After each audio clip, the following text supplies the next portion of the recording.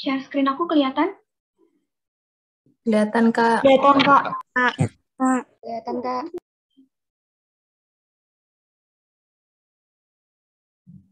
Oke, sebelum kita mulai, alangkah lebih baiknya kita berdoa dulu ya. Semoga dilancarkan belajarnya. Berdoa dimulai.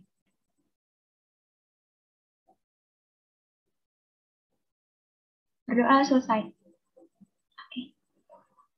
Oke, di pertemuan kedua geografi ini, aku akan membahas materi geografi tentang sejarah pembentukan bumi dan juga lingkungan hidup. Nah, di materi kali ini, kita akan lebih banyak untuk menghafalkan teori nih. Jadinya, sebelum kita mulai ke materi yang sesungguhnya, aku mau ngasih tips dulu nih, tips menghafal buat kalian. Kalau yang pertanyaannya banyak yang mengenai teori. Oke. Tips menghafal yang pertama adalah pahami konsep dasarnya dulu. Jadi, sebelum kalian latihan soal atau kalian memahami materi, kalian harus paham nih apa yang dibicarain dari materi tersebut. Kalian harus satu jalur nih. Kalau misalkan materinya ngebahas A, berarti seterusnya juga kalian harus paham nih akar-akar dan segala macamnya. Nah, terus yang kedua adalah ambil kata-kata inti atau kata-kata yang berbeda dari tokoh lainnya. Nah, kata-kata inti di sini yang dimaksud adalah biasanya kan banyak banget nih materi-materi mengenai tokoh-tokoh dan juga ahli-ahli yang pengertiannya tuh panjang banget. Nah, jadi biar lebih gampangnya, aku biasanya ngambil kata-kata yang berbeda dari kata-kata tokoh lainnya. Gitu. Nanti aku akan praktekin cara yang kedua ini dalam belajar kita pada hari ini. Oke, lanjut ya.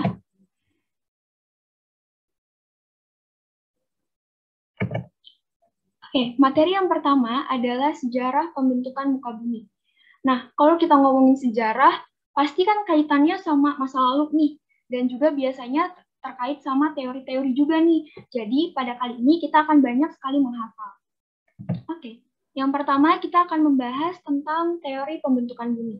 Nah, teori pembentukan bumi yang sering ada di UTBK itu ada 4 teori. Akan kita bahas satu-satu ya. Nah, teori pembentukan bumi yang pertama adalah teori kontraksi, atau nama lainnya adalah contraction theory. Nah, kalau misalkan ada nama lain gini, kalian juga harus hafalin ya. Biasanya soal-soal UTBK itu banyak banget yang ngambil atau pertanyaan serta jawabannya itu pakai nama lain atau nama istilah. Jadi bukan dari nama aslinya. Nah, teori kontraksi ini dikemukakan atau dinyatakan oleh René Descartes, atau kita sebutnya biar lebih gampangnya lagi adalah Descartes ya. Nah, pada tahun 1596 sampai 1650. Nah, ini tahun lahir atau tahun apanya sih, Kak? Jadi, tahun yang 1596 sampai 1650 ini adalah tahun penelitian dari Descartes mengenai teori kontraksi tentang pembentukan muka bumi. Nah, Descartes ini menyatakan kalau misalkan teori kontraksi ini mengembangkan atau menyatakan bahwa bumi itu semakin lama semakin susut dan mengkerut karena adanya pendinginan sehingga membentuk lembah, gunung, dan daratan. Nah, biar lebih mudah menghafali teori kontraksi, kita analogikan sebagai apel. Kenapa kita analogikan sebagai apel? Karena apel kalau misalkan makin lama kita berada di tempat yang dingin atau berada di tempat yang alam bebas, itu pasti lama-lama akan mengkerut dan semakin lama juga akan mensusut. Jadinya kita analogikan teori kontraksi sebagai analogi apel. Gitu. Sampai sini ada yang mau ditanyakan dulu? Atau lanjut lagi nih? Lanjut, Kak. Lanjut, Kak. Well, yang kedua adalah teori Gondwana dan juga Laurasia. Nah, nama lainnya adalah teori dua benua. Jadi, yang tadi aku bilang ya, rata-rata kalau misalkan materi tentang teori, itu pasti dari nama dan juga deskripsinya itu akan berkaitan sama yang menciptakan. Jadi, pokoknya kalian kalau misalkan lebih gampangnya lagi nih, biasanya banyak banget kan teori-teori yang menggunakan nama dari penciptanya. Nah, kalau yang ini, teori dua benua ini diciptakan oleh Edward Swiss pada tahun 1885. Jadi, Edward ini meneliti teori Gondwana dan Laurasia ini pada tahun 1885. Nah, Edward Swiss ini menyatakan bahwa pada mulanya terdapat dua benua, yaitu benua Gondwana dan juga Laurasia. Kemudian, dua benua itu bergerak ke arah ekuator sehingga membentuk benua seperti sekarang. Nah, ini yang aku tebelin, kata-kata yang aku tebelin ini, itu kata-kata kuncinya ya, yang membedakan dari pengertian-pengertian yang lain. Nih. Oke, jadi teori Gondwana yang dikemukakan oleh Edward Swift ini dulunya ditekankannya pada dua benua nih, dua benua besar, yaitu benua Gondwana dan juga benua Laurasia. Kemudian dua benua besar tadi bergerak nih ke arah ekuator. Nah, ekuator itu adalah garis khatulistiwa ya. Ekuator itu khatulistiwa. Jadi dua benua tersebut bergerak nih ke arah ekuator atau ke arah garis khatulistiwa sehingga membentuk benua seperti sekarang. Nah, kenapa sih kok bisa bergerak? Nah, dua benua tersebut bergerak karena adanya perbedaan lempeng. Gitu. Nah, kemudian Gondwana dan juga Laurasia ini dia terpecah nih kan menjadi dua bagian dan dipisahkan oleh Laut Tethys. Tulisannya adalah TET-HYS. Nah, itu dia. Nah, kemudian benua Gondwana ini dia terbagi nih menjadi Amerika Selatan, Afrika, Australia, Antartika, dan juga India. Nah, kenapa sih kok dia tuh Amerika Selatan itu kok nggak gabung aja sih sama Asia? Kenapa nggak gabung juga sama Eropa? Karena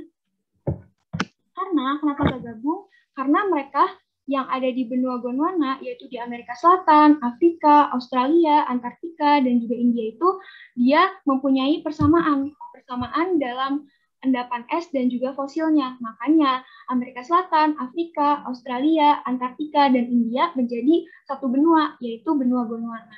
Gitu. Sampai sini ada yang masih belum paham?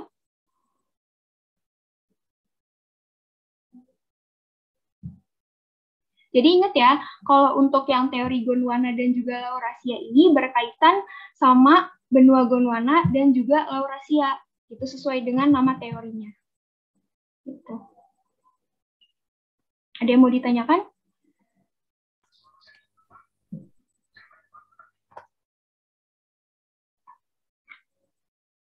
Enggak ada, Kak. Enggak, Kak. Lanjut, Kak. Lanjut ya. Nah, teori yang ketiga adalah teori apungan benua atau nama lainnya adalah continental drift theory. Nah, teori apungan benua ini dinyatakan atau ditemukan oleh Alfred Wegener. Nah, biar lebih gampang lagi, kalian ngapalinnya adalah Wegener aja ya. Jadi, biar nggak terlalu panjang juga nih ngapalin nama tokohnya. Nah, Alfred Wegener ini menyatakan teori apungan benua pada tahun 1912. Nah, Wegener ini menyatakan kalau awalnya hanya terdapat satu benua besar, yaitu benua Pangea dan juga satu samudra besar, yaitu Patalasa. Ingat ya, nih, apungan benua. Apungan benua itu kan ada P-nya. Nah, berarti kalian udah ingat aja nih kalau misalkan apungan benua itu menyatakan benua Pangea dan juga samudra Patalasa. Biar lebih enak diapalinnya. Nah, kemudian benua Pangea dan juga samudra Patalasa itu akhirnya semakin pecah nih. Awalnya pecah, terus akhirnya mereka itu mengalami pergerakan sama-sama ke arah ekuator hingga mencapai posisi seperti benua yang ada sekarang ini. Gitu. Jadi awalnya Pangea dan Patalasa itu kan satu benua besar nih, satu benua dan satu samudra besar. Nah, tapi semakin lama Pangea ini kemudian pecah. Pecahnya karena adanya perbedaan lempeng dan endapan es juga. Nah, akhirnya benua Pangea dan samudra Patalasa ini bergerak nih ke arah ekuator atau ke arah khatulistiwa sehingga mencapai posisi yang seperti sekarang, yaitu benua-benua yang ada di muka bumi sekarang ini. Kalian kalau misalkan ingetin teori apungan benua itu, kalian ingat aja kalau misalkan apungan benua itu membahas tentang benua Pangea dan juga samudra Patalasa. Sampai sini ada yang mau ditanyakan? Atau ke arah khatulistiwa sampai posisi yang seperti sekarang, yaitu benua yang ada di muka bumi sekarang ini. Oke. Ya. Yang keempat adalah konveksi ke arah ekuator atau ke arah khatulistiwa sehingga mencapai posisi yang seperti sekarang, yaitu benua-benua yang ada di konveksi. Yang keempat adalah teori arus konveksi atau nama lainnya adalah convection theory. Nah, teori arus konveksi ini dikemukakan oleh Harry Hess atau kita singkatnya sebagai HH aja ya, Harry Hess. Nah, dikemukakan pada tahun 1962. Nah, beliau ini atau Harry Hess ini menyatakan bahwa di lapisan astenosfer atau lapisan mantel atas terjadi yang namanya aliran konveksi atau aliran magma.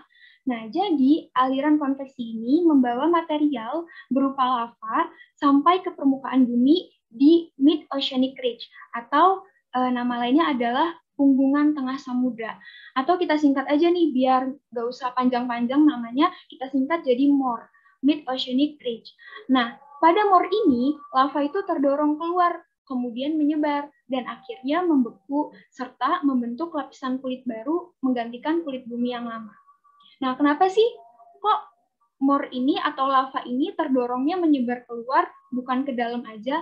Jadi, MORE ini kan berasal, lava ini kan dari tengah bumi kan, jadi dari temperatur bumi yang paling tinggi. Nah, kalau di permukaan bumi itu dia itu temperaturnya sangat rendah. Jadi otomatis massa yang mempunyai temperatur yang tinggi akan bergerak ke massa yang mempunyai temperaturnya lebih rendah. Makanya lavanya itu terdorong keluar. Nah, sampai di luar, lavanya itu kemudian menyebar dan akhirnya membeku dan menggantikan lapisan kulit bumi yang baru, menggantikan kulit bumi yang lama. Jadi kalau teori arus konveksi ini berkaitan sama material yang berupa lava yang dari tengah bumi ke permukaan bumi. Gitu. Ada yang belum paham atau ada yang masih bingung? Berarti itu maksudnya gimana kok kalau arus konveksi? Oke. Aku ulang ya. Jadi yang keempat adalah teori arus konveksi atau nama lainnya adalah convection theory. Nah, teori arus konveksi ini dikemukakan oleh Harry Hess pada tahun 1962. Beliau ini menyatakan kalau misalkan di lapisan astenosfer atau di mantel atas terjadi yang namanya aliran konveksi. Jadi aliran konveksi ini membawa material. Jadi kan astenosfer itu berada di bawah bumi nih, bukan ada di tengah atau ada di atas. Jadi lapisan astenosfer itu berada di bawah bumi. Kemudian di bawah bumi itu, di bagian astenosfer itu atau di mantel atas itu terjadi yang namanya aliran konveksi. Aliran konveksi itu adalah aliran magma. Nah, di dalam aliran konveksi itu atau di dalam aliran magma itu membawa material yang berupa lava. Nah, material yang berupa lava itu kemudian akhirnya mencuat keluar atau kemudian menyebarnya tuh keluar. Akhirnya kalau udah sampai di luar yaitu sampai di MORE yaitu di mid-oceanic ridge. Jadinya lava itu kemudian membeku dan menggantikan atau membentuk lapisan kulit yang baru gitu. Menggantikan kulit bumi yang lama gitu. Paham nggak sampai sini? Jadi awalnya itu adanya aliran konveksi atau aliran magma yang membawa material. Materialnya itu berupa lava. Kemudian lavanya itu mencuat naik ke atas karena yang ada di atas atau yang ada di punggung samudra itu mempunyai temperatur yang sangat rendah. Itu jadinya lava yang tadi punya temperatur yang sangat tinggi kemudian membeku. Akhirnya ketika sudah membeku, dia membentuk lapisan kulit yang baru menggantikan kulit bumi yang lama. Paham? Yo, maaf, cek ini dulu chat. Oke.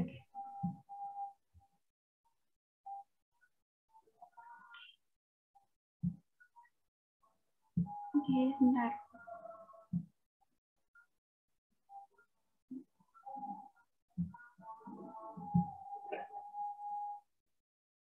Sebentar ya teman-teman.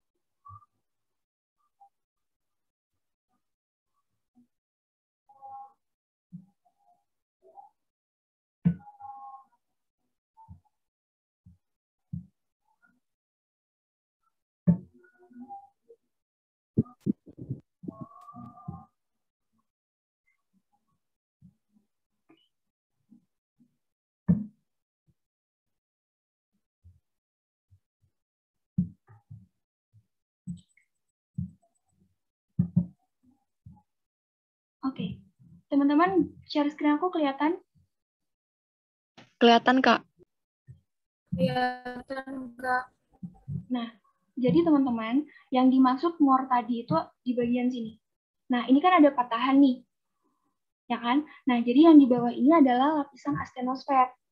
Kemudian, lava yang dibawa dari lapisan astenosfer ini kemudian ke more, yaitu mid oceanic ridge yang ada di sini. Nah, ini punggungan tengah samudra. Nah, kemudian lava yang ada di astenosfer tadi, itu dia mencuat keluar. Atau lava itu kemudian keluar dan akhirnya membeku, serta membentuk lapisan kulit yang baru. Gitu. Jadi ini nih, more itu ada di sini nih, di tengah sini. Paham nggak sampai sini? Kamu nanya, lavanya itu tuh keluarnya itu ke atas air gitu. Ke tengah, iya ke tengah samudra. Makanya akhirnya karena temperatur yang ada di atasnya itu sangat tinggi, akhirnya dia itu ada yang namanya membeku, gitu. Terjadi pembekuan. Oh, makasih, Kak. Ada yang mau ditanyakan lagi?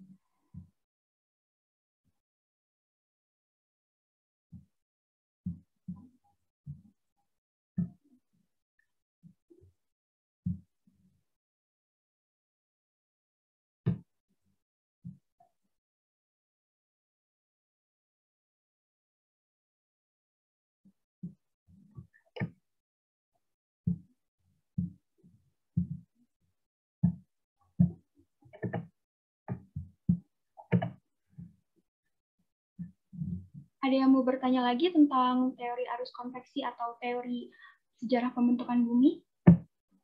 Paham, Kak. Oke, lanjut aja nih ya. Sekarang, bentar nge-lag.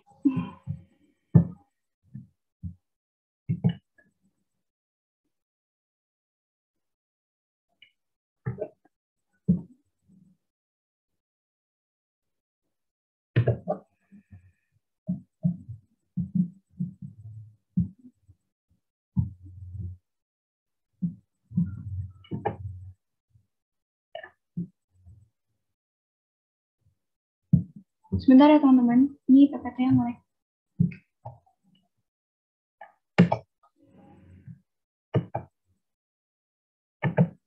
Oke, kalau udah S-breaking berarti tandanya pembelajaran tentang teori pembentukan bumi udah selesai nih. Sekarang kita akan ngadain S-breaking ya. Sekarang kita akan mengadakan tebak-tebakan nama tokoh.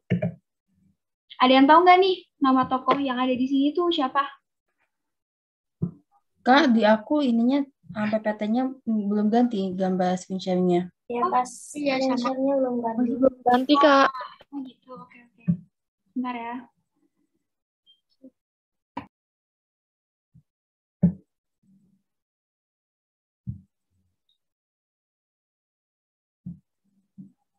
Nah nih, ada dari Kadalva juga. Jadi Kadalva itu menambahkan, kalau misalkan teori konveksi ini bisa dianalogikan sebagai merebus sup. Jadi di dalam air itu, karena ada panas yang terjadi, akhirnya gelombang konveksi itu melingkar, dan otomatis di atasnya seperti wortel akan bergerak sendiri. Gitu. Ini bisa langsung baca di chat aja ya.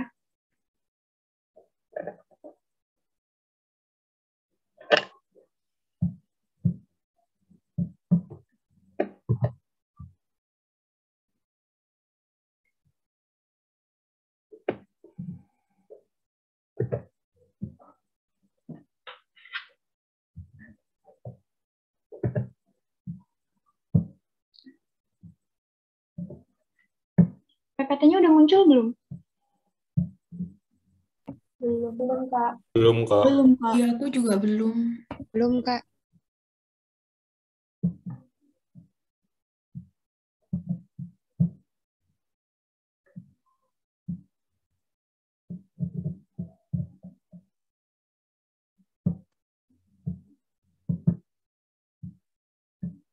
Sekarang udah? Sudah, Kak. Sudah, Kak.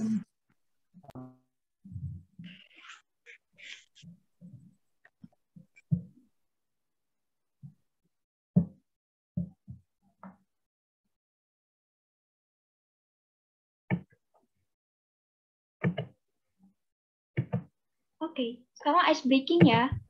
Kita akan tebak-tebakan nama tokoh. Ada yang tahu nggak tokoh ini namanya siapa? Pilihannya ada Eratosthenes dan juga Edward Swiss. Ada yang tahu nggak? Yang B. Eratosthenes. Edward Swiss. B. Edward Edward Swiss. B apa A nih? BKB. Oke. Jawabannya benar adalah B. B.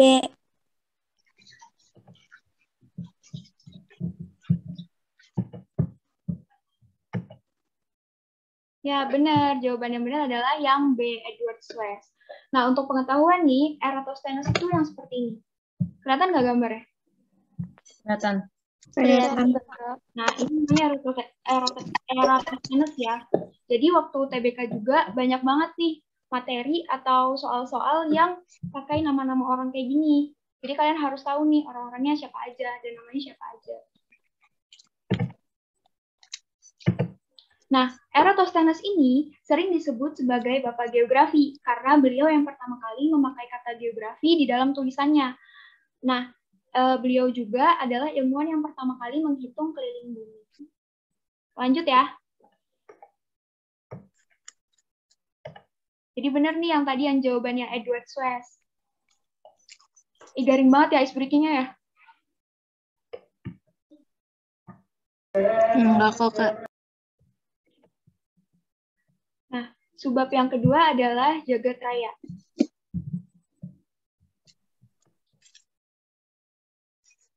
Bentar, ini PPT-nya nge-lag.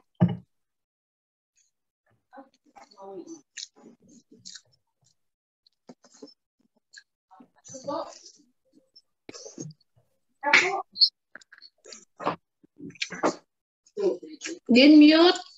Dinda aja jangan. PPT-nya udah muncul belum, guys? Kalau di sini nge-lag. Belum, Kak. Belum, Kak.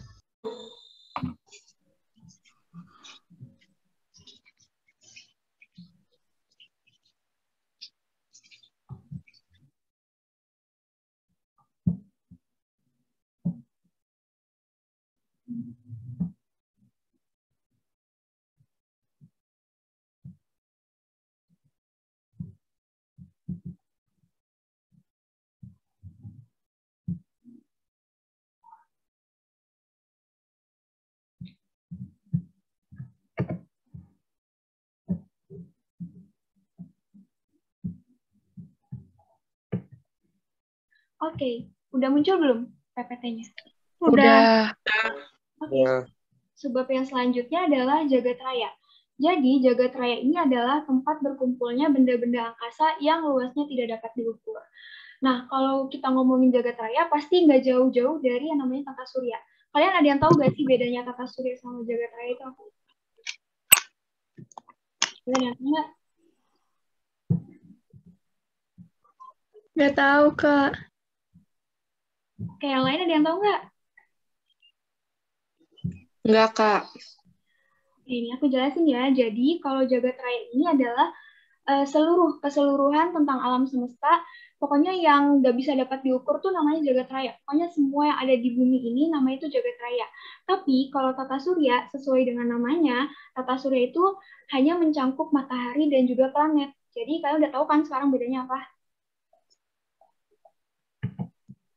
Udah, Ya, Kak. Kak. Kak. Nah, lanjut ya. Nah, sekarang kita akan mempelajari bab tentang tata surya. Lagi-lagi, kita akan membahas tentang teori-teori nih, tentang tata surya. Jadi, teori yang sering muncul ada 4 teori, yaitu ada teori nebula, dan planetasimal, dan juga pasang surut. Nah, di teori yang pertama, kita akan membahas tentang teori nebula. Nah, kenapa sih kok di nomor 1 dan di nomor 2 ini ada 2 teori nebula? Jadi, teori nebula ini dikemukakan oleh 2 orang. Ada yang menurutkan dan juga menurut Laplace. Nah, jadi di teori nebula yang pertama itu ada menurutkan. Nah, biasanya sering banget tuh disebut yang namanya teorikan. Nah, teorikan ini sesuai dengan nama teorinya yang menciptakannya juga adalah Immanuel Kant. Nah, Immanuel Kant ini menyatakan bahwa tata surya itu berasal dari kabut gas yang bersuhu tinggi dan berputar lambat. Ingat ya, yang di bold ini adalah kata-kata yang membedakan dari pengertian yang lain. Nah, jadi di dalam bola gas itu ada dua inti massa nih, yaitu inti massa yang tengah dan juga inti massa yang pinggiran. Kalau inti massa yang tengah itu suhu yang paling besar, atau suhunya itu tinggi banget, jadi disebutnya matahari. Kemudian inti massa yang pinggirannya, yang pinggiran tersebut tuh kan ada kabut gas nih. Kabut gas ini kan mempunyai inti massa yang tengah dan juga pinggiran. Nah, yang pinggiran ini itu yang lebih suhunya itu yang lebih kecil atau yang lebih rendah, akhirnya yang ada inti massa pinggiran itu akhirnya membeku dan akhirnya menjadi planet. Paham nggak? Ada yang mau ditanyakan nggak di teori yang pertama? Jadi, kalau di teori nebula yang menurut Kant ini, dia kabut gasnya itu bersuhu tinggi, tapi berputarnya itu sangat lambat.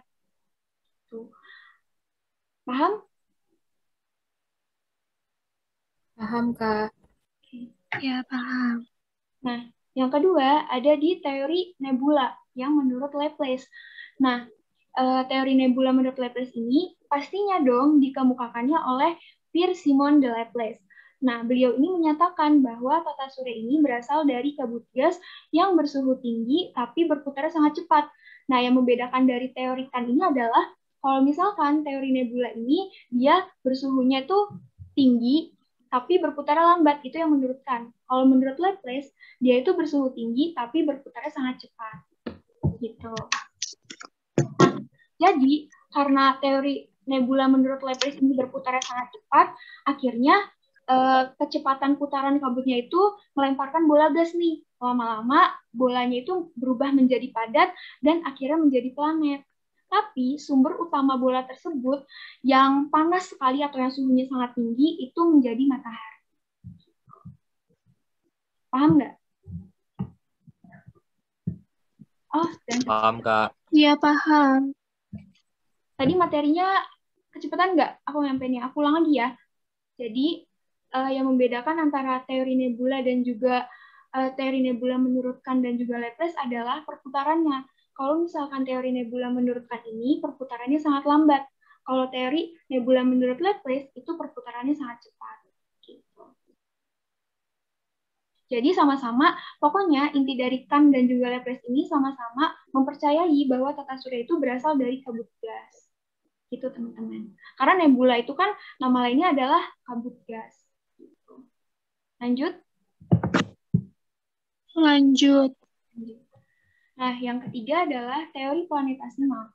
Nah, teori planetasimal itu dikemukakan atau dinyatakan atau diciptakan oleh Moulton dan juga Chamberlain. Nah, beliau-beliau ini menyatakan bahwa sejak dulu sudah ada matahari, lalu terdapat partikel yang saling tarik-menarik sehingga membentuk planet. Gitu. Nah, jadi menurut Moulton dan juga Chamberlain ini dulunya memang sudah ada matahari, tapi karena di dalam matahari ini kan terdapat yang namanya partikel-partikel nih. Dalam matahari itu adanya partikel-partikel. Nah, partikel-partikel tersebut akhirnya saling tarik-menarik nih, karena adanya gravitasi. Nah, kemudian karena saling tarik-menarik, akhirnya ada partikel yang balik lagi ke matahari, dan ada juga partikel yang kemudian lepas dari matahari. Nah, partikel yang lepas dari matahari itu disebut planet, dan yang balik lagi, partikel yang balik lagi ke matahari itu akan menjadi sebuah matahari. Gitu. Paham sampai sini? Paham. Paham. Oke.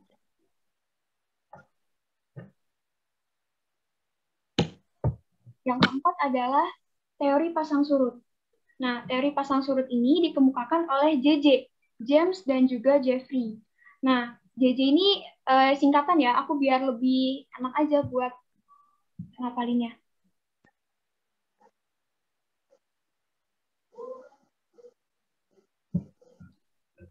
Nah, teori pasang surut.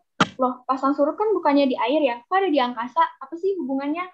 Nah, jadi beliau-beliau ini, si JJ ini menyatakan bahwa sejak dulu tuh memang sudah ada matahari. Jadi hampir sama persis ya seperti teori planetasimal, cuman ada yang membedakan nih bagian pembentukan dari planet. Nah, kemudian karena menurut JJ ini sudah ada nih sejak dulu kalau misalnya matahari itu sudah ada. Nah, akhirnya kemudian lalu nih terdapat gelombang pasang yang menempel pada bintang. Jadi sesuai dengan namanya nih teori pasang surut. Nah, teori pasang surut ini kan berkaitan sama gelombang. Nah, jadinya partikel yang saling tarik-menarik ini namanya gelombang. Nah, yang membedakan sama planetasimal, kalau planetasimal itu yang saling tarik-menarik adalah partikel gravitasi. Nah, kalau misalkan teori pasang surut, yang saling tarik-menarik adalah gelombang pasangnya. Gitu. Nah, jadi nih ya, kan ini menurut JJ ini sudah dari dulu kan memang sudah ada matahari. Nah, gimana sih cara pembentukan planetnya? Jadi gini, dulu itu lewat nih satu bintang besar yang mengorbit dekat dengan matahari. Nah, kalau di planetasimal itu kan gravitasi nih yang membuat partikel matahari tertarik. Nah, kalau dalam pasang surut, yang dibawa adalah gelombang pasang gas-gas panas matahari. Gelombang pasang, kemudian gelombang pasang ini kan menempel nih pada bintang, sama kayak tarik tambang. Tapi tarik tambangnya itu menggunakan tali rapia, pasti akan putus dong. Nah, yang putus ini, jadi gelombang-gelombang yang putus ini akan menjadi planet dan ada juga gelombang-gelombang panas yang balik lagi ke matahari. Gitu. Nah, gelombang yang balik lagi ke matahari ini disebut dengan matahari, tapi yang terpecah atau yang terpisah itu akan menjadi planet. Gitu. Ingat ya, yang membedakan teori planetasimal dan juga pasang surut ini adalah kalau planetasimal itu gravitasi. Tapi kalau misalkan teori pasang surut itu adalah gelombang. Ada yang mau ditanyakan?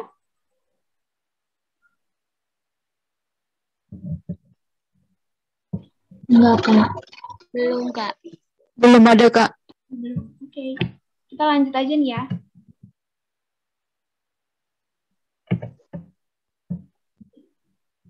Kok nge-lag lagi sih?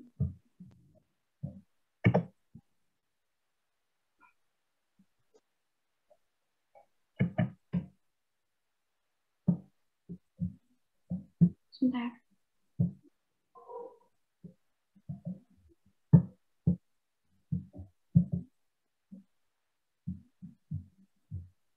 PPT-nya udah kelihatan belum?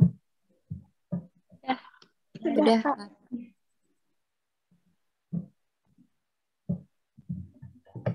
Nah, ini. Kelihatan nggak gambar yang matahari dan juga partikel bintang? Ini. Nah, jadi biar lebih paham lagi ya. Nah, ini kan matahari nih. Kemudian ada nih yang namanya ini gelombang. Gelombang panas gas matahari. Nah, gelombang ini kemudian ditarik nih sama satu bintang besar.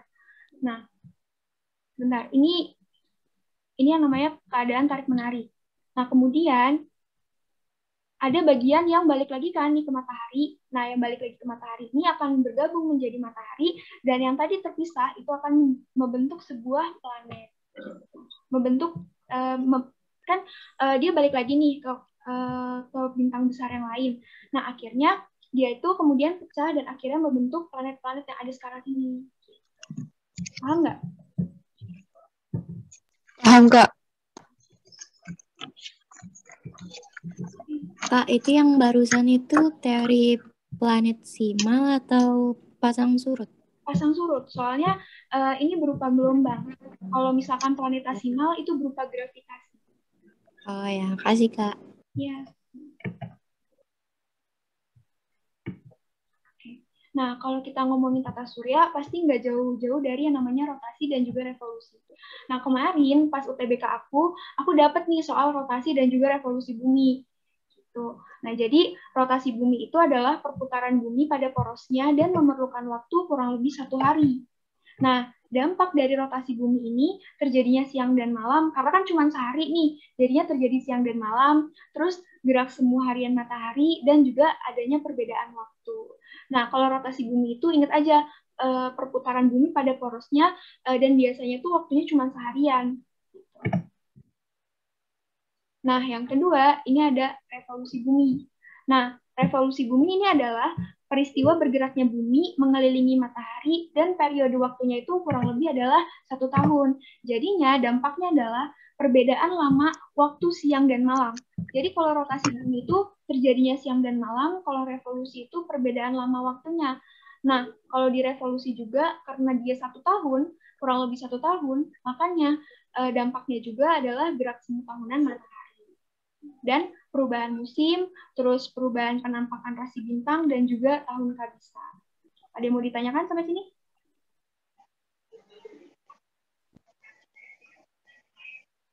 Jelas, Kak.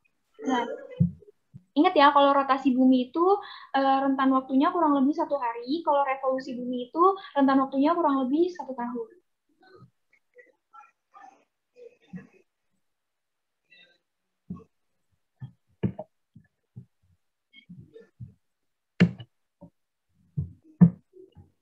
Ya, lanjut nih guys. Kok sering nge-lag ya?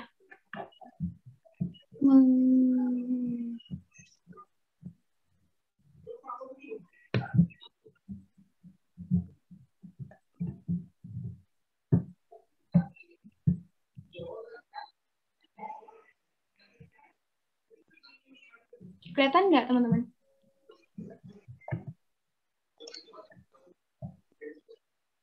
Teman-teman? Kelihatan, Kak. Kelihatan, Kak. Oke, sekarang waktunya kita ice breaking. Tebak-tebakan nama tokoh lagi nih.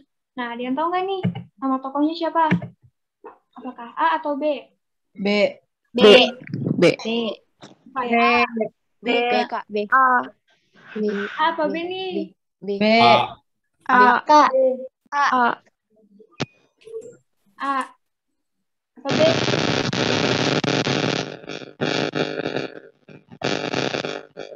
B. Yang benar adalah B.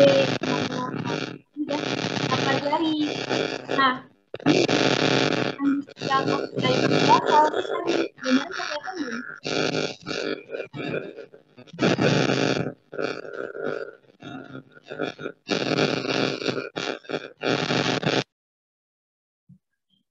Nah, jadi ini opsi A ini adalah Karl Ritter. Nah, ini mukanya nih, bedain ya. Soalnya sering banget nih soal-soal di UTBK yang nampilin tentang materi gambar muka tokoh. Nih, kalau Karl Ritter tuh yang kayak gini. Kalau ini adalah Immanuel Kant. Hampir mirip semua ya muka-mukanya rata-rata kalau orang-orang zaman dulu. Yuk, cek chat ya.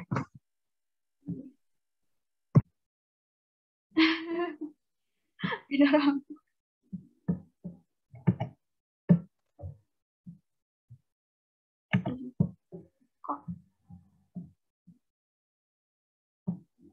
Kok nge-lag ya?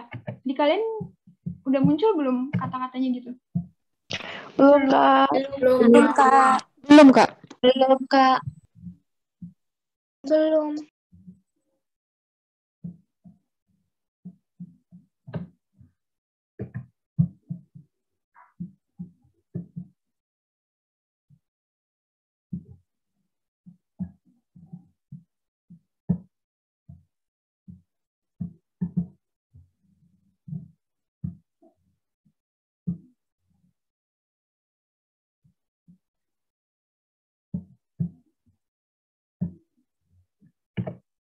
Nah, jadi yang benar adalah opsi B nih, Immanuel Kant.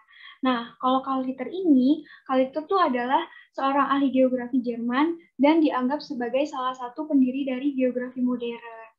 Apalin ya muka-mukanya. Kalau misalnya ini, itu Karl Ritter, kalau yang ini adalah Immanuel Kant.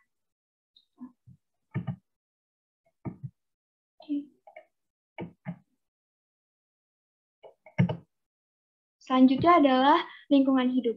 Nah, pengertian lingkungan hidup. Nah, pengertian lingkungan hidup ini udah diatur dalam Undang-Undang Nomor 32 Tahun 2009. Nah, lingkungan hidup itu adalah kesatuan ruang dengan semua benda, daya, keadaan, dan makhluk hidup termasuk manusia dan perilakunya. Jadi, lingkungan hidup ini mencakup semuanya nih. Manusia, perilakunya, terus makhluk hidup yang ada di dunia, kayak misalkan hewan, tumbuhan, mikroorganisme, dan lain sebagainya. Nah, komponen dari lingkungan hidup ini ada 3. Yang pertama adalah unsur fisik atau yang biasa disebut dengan abiotik. Contohnya itu tanah, air, udara, sinar matahari. Nah, jadi abiotik ini adalah unsur yang tidak hidup. Jadinya contohnya itu tanah, air, udara, sinar matahari. Nah, yang kedua adalah unsur hayati atau unsur biotik. Nah, jadi unsur biotik ini adalah semua makhluk hidup yang ada di bumi. Contohnya yaitu ada hewan, manusia, tumbuhan, dan juga organisme. Nah, yang ketiga, yang terakhir adalah unsur budaya. Nah, jadi unsur budaya ini berhubungan dengan yang namanya cipta, rasa, serta karsa manusia. Nah, contohnya adalah kepercayaan, moral, hukum, kesenian, dan juga adat istiadat. Ada yang mau ditanyakan? Cukup, Kak. Cukup. Belum ada, Kak. Oke. Sekarang waktunya kita latihan soal. Nah, soal yang pertama ini mengenai atau teori mengenai permukaan bumi, pembentukan bumi.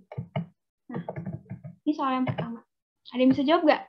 Bumi kita semakin susut dan mengkerut karena pendinginan. Karena itu terjadilah gunung dan juga lembah-lembah. Merupakan teori dari, yang tahu nggak? Kontak. Hitungan 5 ya. 1, Tes Kak. Descartes. B. Yo, B apa C nih? C Kak. C. Iya, C. Siapa B? Ayo. C. Kak. C. C. Nah, bener banget nih teman-teman. Jawabannya adalah yang C. Nah, kita bahas ya. Nah, kita tuh kalau misalkan setiap ngebahas soal atau kita dapet soal, kita tuh harus tahu nih kata kunci yang ditanyakannya tuh apa. Nah, kata kunci di soal pertama ini adalah semakin susut, mengkerut, dan juga terjadinya pendinginan. Nah, makanya jawabannya adalah yang benar adalah yang Descartes. Kita bahas nih ya. Opsi A ini adalah Edward Swiss. Ada yang tahu nggak Edward Swiss ini? Nah, udah ditampilin ya. Oke, jadi Edward Swiss ini adalah teori Laurasia dan juga Gondwana yang seperti yang tadi udah aku jelasin. Udah paham kan semuanya? Yang teori Laurasia dan juga Gondwana? Iya, Kak. Ya. Paham. Oke. Yang opsi B, ada yang tahu nggak teori apa? Wegener. Teori apungan gitu. Nah, pinter banget. Yang opsi B adalah teori apungan benua. Nah, kalau yang C ini kan jawabannya nih, nah yaitu teori kontraksi. Nah, yang D, Chamberlain. Ada yang tahu nggak teori Chamberlain tuh teori apa sih? Membahas teori apa? Ada yang masih inget nggak? Planetasimal bukan, Kak? Nah, bener banget. Teori planetasimal. Pinter nih. Kayaknya bab 2 ini udah hatam nih. Udah hatam. Nah, ada yang tahu nggak opsi E ini, Harold Jeffrey ini, dia mengemukakan teori apa? Pasang surut. Oke, pinter banget teori pasang surut. Jadi yang benar ya, jawabannya yang benar adalah yang C. Tuh, keren banget. Lanjut nggak nih ke soal yang kedua? Lanjut. Soal yang kedua. Soal yang kedua adalah masih nih di bab pembentukan bumi. Nah, persamaan geologi yang terdapat di Amerika Selatan, India, Australia, Afrika, dan juga Antartika disebabkan oleh bersatunya daratan-daratan. Nah, daratan-daratan itu pada awalnya merupakan satu benua, merupakan teori dari siapa nih? Masih ingat nggak? Kita ambil kata kuncinya dulu deh. Ayo. B. Edward Edward Swiss. Yakin? Yakin. Bukannya yang A. C. B. Oke, langsung kita bahas ya. C nggak sih? Oke, C apa bukan nih? B. Bahas aja, Kak. Bahas ya. Oke, langsung kita bahas nih. Nah, yang tadi udah aku bilang, kalau misalnya kalian dapat soal, kalian harus tahu nih kata kuncinya tuh kayak gimana. Nah, kata kunci di sini adalah di bagian satu benua, dan benua yang sekarang ini adalah benua Amerika Selatan, India, Australia, Afrika, dan juga Antartika. Berarti kita bahas dulu nih satu-satu ya dari opsinya. Kalau teori Descartes, tadi teori Descartes tuh membahas tentang apa nih? Menyatakan teori apa nih Descartes? Teori kontraksi, Kak. Nah, benar. Descartes ini menyatakan teori kontraksi. Kalau yang opsi B, Kalau yang opsi C, Wegener. Wegener ini membahas teori apa? Teori apungan. Ih, pinter banget. Kalau yang D, James Jeans. Tadi membahas teori apa nih? Planetasimal.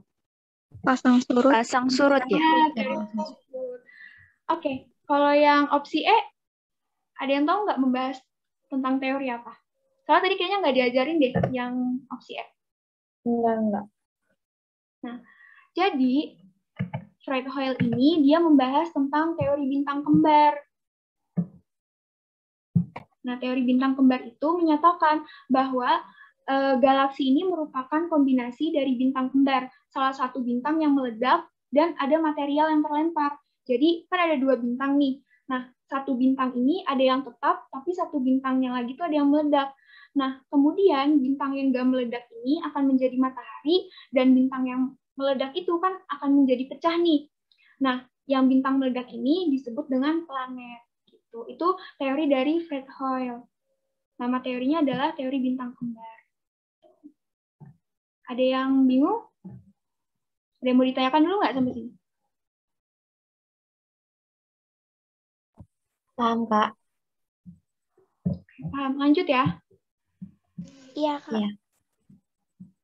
Lanjut nih ke soal yang ketiga.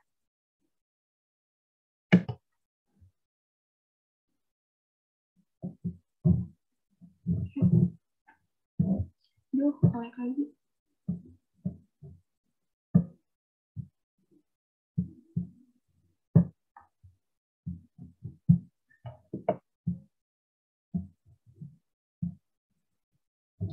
Share screen-nya muncul nggak? Iya, muncul. Kak. Oke, soal yang ketiga, masih tentang materi pembentukan bumi. Soal yang ketiga adalah, menurut Alfred Wegener, dalam teorinya mengatakan bahwa pada awalnya di bumi ini hanya ada satu benua, yaitu benua apa nih? Pangea. Oh, Pangea, Kak. Pangea. Pangea atau Gondwana? Pangea. Pangea. Oke, bener banget. Nah, jadi kata kuncinya adalah Alfred Wegener dan juga satu benua. Jadi, Alfred Wegener ini dia menyatakan teori apa nih? Ada masih ingat nggak Wegener ini menyatakan teori apa? Pengapungan. Bener banget, apungan benua. Nah, jadi di dalam apungan benua itu kan terdapat satu benua dan juga satu samudra. Benuanya itu namanya Pangea, samudranya namanya Pantalasa. Nah, kita bahas satu-satu ya dari opsinya ya. Jadi opsi B adalah Greenland. Ada yang tahu nggak Greenland itu apa? Nama daerah di utara. Bisa. Ada yang tahu lagi nggak Greenland itu apa spesifiknya? Nama pulau? Bukan sih yang jam-jam itu. Benua terbesar. Nah, benar banget. Pulau terbesar bukan Cikal terbesar. Iya, benar banget. Jadi Greenland ini adalah pulau hijau sesuai dengan namanya nih. Nah, jadi sebenarnya Greenland ini termasuk adalah salah satu argumen dari Alfred Wegener. Jadi yang menguatkan